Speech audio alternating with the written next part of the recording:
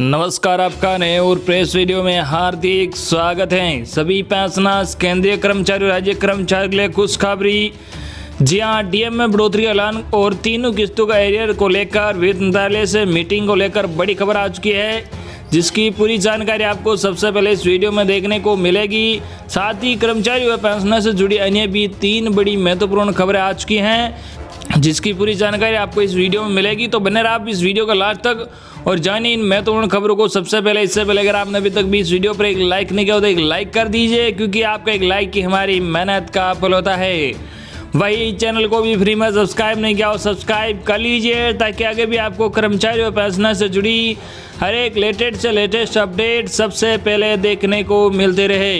तो चलिए अब बढ़ते हैं खबरों में आगे। आज की पहली बड़ी खबर आपको बता दें कि रिटायरमेंट के बाद कुछ लिखने से पहले लेनी होगी इजाज़त, वरना रोक दी जाएगी आपकी पेंशन। जी हां, आपको बता दें कि केंद्र ने सिविल सेवकों के लिए पेंशन नियमों में संशोधन किया है। अब खुफिया या सुरक्षा से संबंधित संगठनों से सेवानिवृत्त अधिकारी बिना इजाजत कोई भी सामग्री प्रकाशित नहीं कर सकते हैं। अगर ऐसा वे करते हैं तो उनकी पेंशन रोक दी जाएगी। सरकार का दावा है कि देश की आंतरिक सुरक्षा को लेकर यह फैसला लिया गया है। नए संशोधन के मुताबिक अभी भी खुफिया या सुरक्षा से संबंधित संगठन के अधिकारियों को एक अंडरटेकिंग देनी होगा कि वे सेवा में रहते हुए या सेवानिवृत्ति के बाद संगठन से संबंधित कोई भी जानकारी प्रकाशित नहीं करेंगे। किसी भी सामग्री को प्रकाशित करने के लिए उन्हें पूर्व अनुमति लेनी होगी। संशोधित नियमों के अनुसार अगर सेवानिवृत्ति के बाद अफसर बिना इजाज़त कुछ लिखता है तो उसके पेंशन को रोका जा सकता है। उसे कुछ लिखने से पहले इजाज़त लेनी होगी। सक्षम अधिकारी को यह फैसला लेने का अधिकार होगा कि प्रकाशन के लिए प्रस्तावित सामग्री संवेदनशील है या असंवेदनशील है, और क्या यह संगठन के क्षेत्राधिकार में आता है।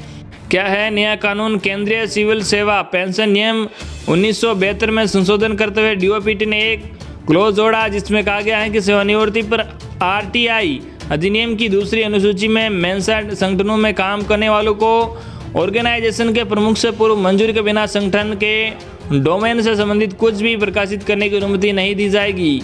इन संगठन के लोगों पर लागू होगा नियम। जी आपको बता दें कि intelligence bureau, research and analysis wing, राजस्व खुफिया निदेशालय, सेंट्रल इकोनॉमिक इंटेलिजेंस ब्यूरो, पर्वतन निदेशालय, narcotics control bureau, aviation research centre, special frontier force, सीमा सुरक्षा बल, केंद्रीय रिजर्व पुलिस बल, इंडो तिब्बत बॉर्डर पुलिस, केंद्रीय औद्योगिक सुरक्षा बल, national security guard, Assam rifle, Sashastra Seema Bal, special branch CID, Andaman और Nicobar crime branch CID CB, Dadra और Nagar Haveli special branch, Lakshadweep police, special protection group, रक्षा अनुसंधान एवं विकास संगठन, बॉर्डर रोड डेवलपमेंट बोर्ड और फाइनेंशियल इंटेलिजेंस यूनिट और सीबीआई। वही अगली खबर आपको बता दें कि मोदी सरकार का पेंशनर्स को बड़ा तोहफा अर्जी देते ही बन जाएगा सबसे बड़ा काम।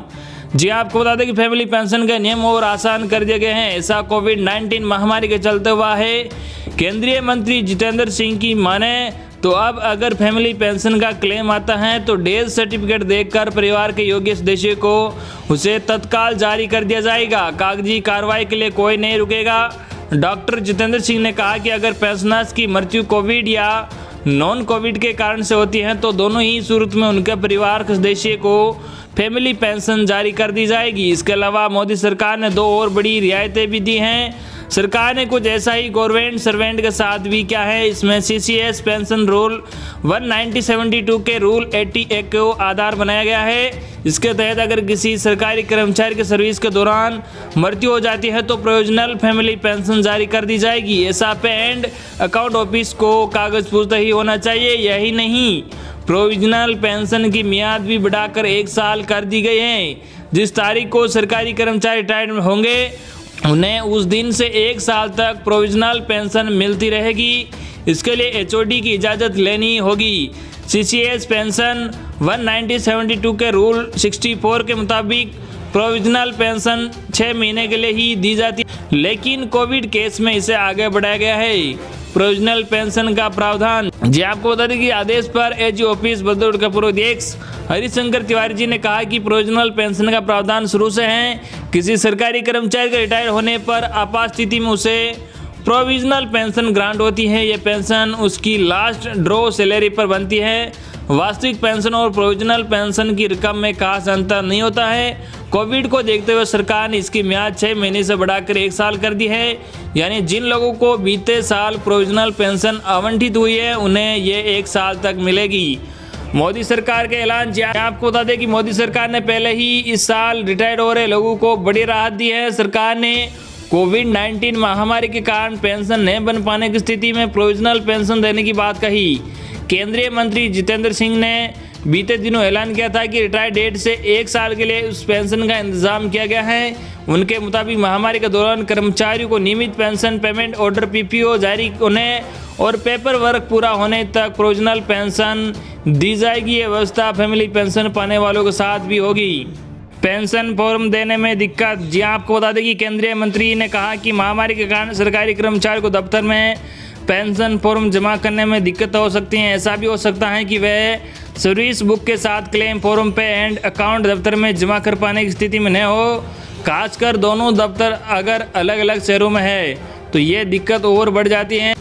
वही यही बड़ी खबर आपको बता दें कि केंद्रीय कर्मचारियों व पेंशनर्स के डीए के लिए मीटिंग जल्द।